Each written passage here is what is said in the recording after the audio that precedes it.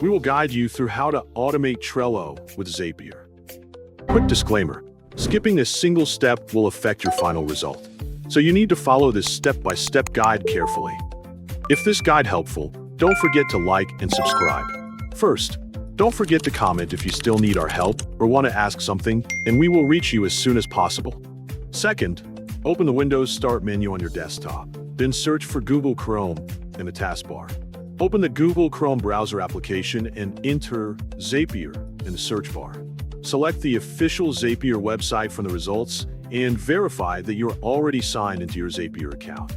Hover your cursor over the left side of the page, click Create, and choose Zap Workflows to begin building the automation. Click the Trigger block, select the Trello app, and choose a trigger event, such as New Label Added to Card. Under Account, select your connected Trello account, or click Sign In if you have not connected one yet, and then tap Continue.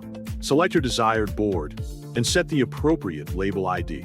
Click Continue, then tap Test Trigger. After the test finishes, click Continue with selected record.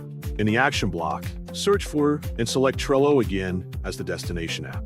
Choose an action event, such as Create Card, and tap Continue. Select the same board used for the trigger, or choose a different target board if you want the automation to send cards elsewhere.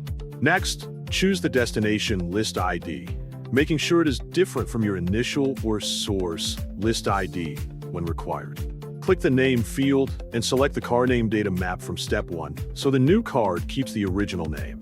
Then click the Description field and select the card description data map from Step 1, so the original description is transferred as well. Finally, tap Test Step to confirm that the action works correctly. Review the resulting card information and press Publish to activate your Trello automation workflow